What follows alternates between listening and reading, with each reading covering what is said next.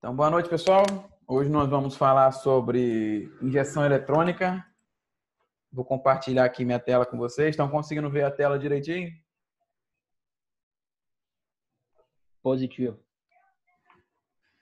Bom, esse material está disponível no AVA e no portal acadêmico, só para lembrar.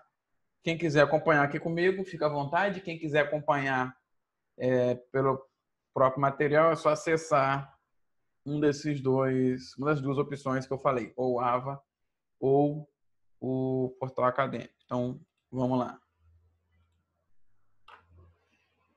Bom, a gente falou na semana passada sobre o sistema de alimentação, focando basicamente no carburador e nos seus subsistemas.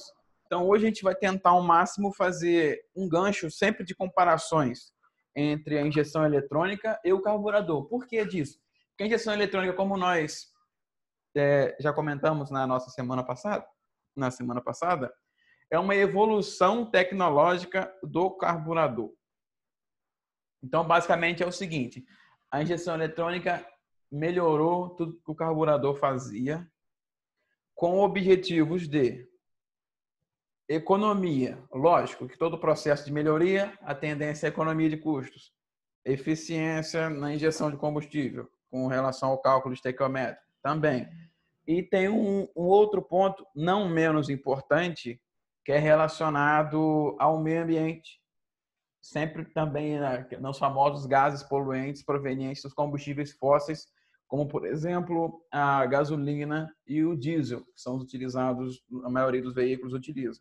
Tem outras variações, álcool, mas aí já não é combustível fóssil. Gás natural. Então, esses são os pontos que levaram ao desenvolvimento da injeção eletrônica. 1. Economia. 2. Eficiência. 3. Meio ambiente. Mas como o meio ambiente conseguiu ter essa preocupação a mais na injeção eletrônica? Bom, nós comentamos na nossa aula passada que o carburador não faz o cálculo da razão estequiométrica correto. Ele tenta ser algo mais próximo possível a partir de alguns dos sistemas que o constituem. No caso da injeção eletrônica, há um cálculo preciso por meio de quem? Da central eletrônica. Nós vamos falar sobre ela mais à frente para clarear. Mas esses são os pontos que nos interessam. Então, como vocês podem observar aqui nessa imagem que está na tela de vocês, é que a ideia é aproximar, deixar igual o funcionamento dos motores para tomar conta do meio ambiente representado aí pelo planeta Terra. Então, a partir daí, de onde veio? Vamos ver lá aquele início, a parte histórica. Então, na década de 30, a primeira injeção da Bosch, sistema de injeção. Beleza, então foi desenvolvido, mas não era aplicado. Década de 50, já começa a avançar a tecnologia. Por que tivemos esse problema com o sistema de injeção no início do século XX? Problemas com peças eletrônicas. Elas simplesmente não tinham a tecnologia necessária para a sua instalação. Não tinha tecnologia necessária para que esse processo se tornasse assim global no momento que foi desenvolvido na década de 30.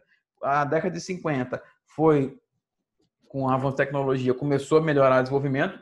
Nos anos 90, o carburador começa a entrar em desuso a partir lá da Eco 92, que aconteceu no Rio, que foi uma maior reunião até então de chefes de Estado para discutir pontos de meio ambiente.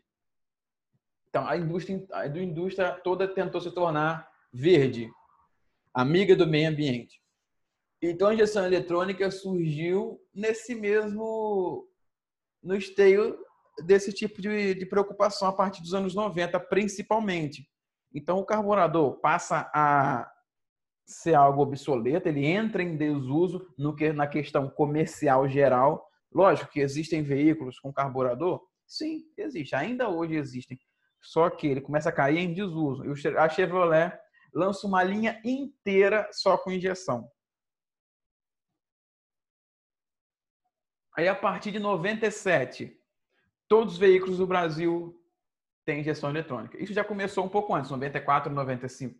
Mas aí, a partir de 97, todos os veículos no Brasil utilizavam o sistema de injeção eletrônica. Todos os veículos novos, logicamente, porque os veículos antigos não fizeram a modificação, continuavam atuando com o carburador, mas todos os veículos novos a partir de 97 eram fabricados com um sistema de injeção eletrônica em seus motores. A partir de 2003, começou o sistema Flex. Para os amigos que não sabem o que é um carro Flex, é aquele que pode trabalhar com 2 tipos de combustível.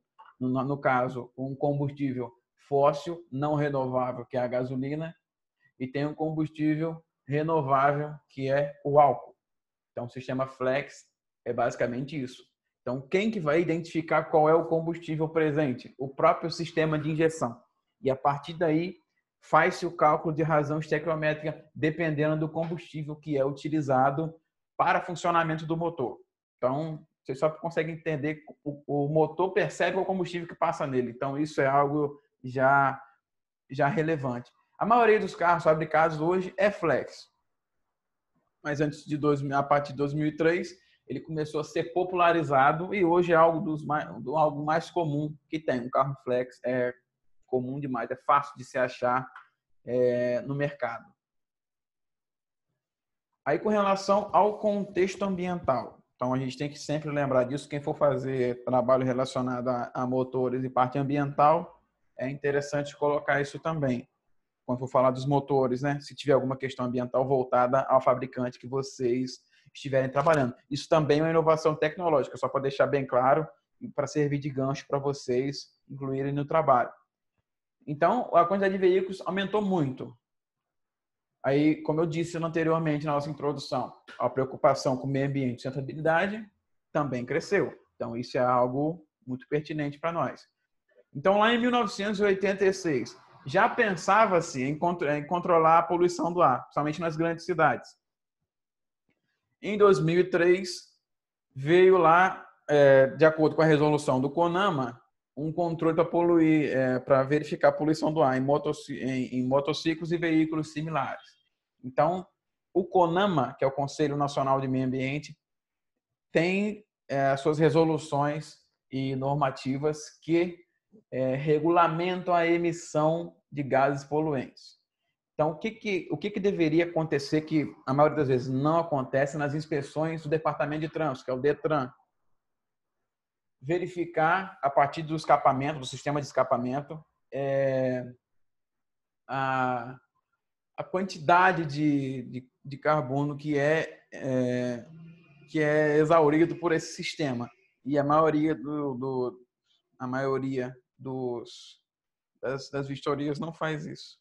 Então, isso para mim é complicado, porque se a lei existe, ela deveria ser seguida, né? Mas tudo bem. Vamos prosseguir. Como não é o tema principal aqui, a gente só entra em contexto. Então, o sistema de injeção eletrônica, estou sempre lembrando os tempos do motor, logicamente, né? Que ela vai entrar em atuação quando chegar lá no terceiro tempo, que é o tempo da combustão, ou seja, vai borrifar o combustível. E aqui tem um esquema de uma rede de injeção eletrônica, de um sistema de injeção eletrônica. Eu vou falar mais à frente sobre cada um dos componentes que fazem parte do mesmo, né? Então, aqui só um exemplo esquemático.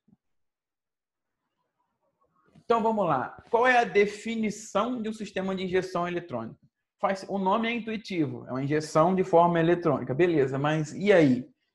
Então, vamos lá. Como eu disse no início, é um sistema de alimentação, bem como o carburador. Porém, o sistema de injeção eletrônica é uma evolução tecnológica do carburador.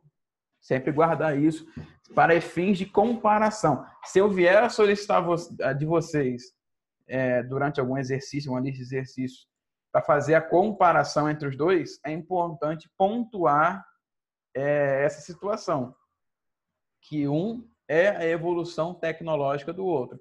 Então, no caso, a evolução tecnológica é a injeção eletrônica, que veio a partir do carburador, com esse mesmo propósito. Então, pessoal, quer dizer que não tinha bico injetor quando era só carburador? Não.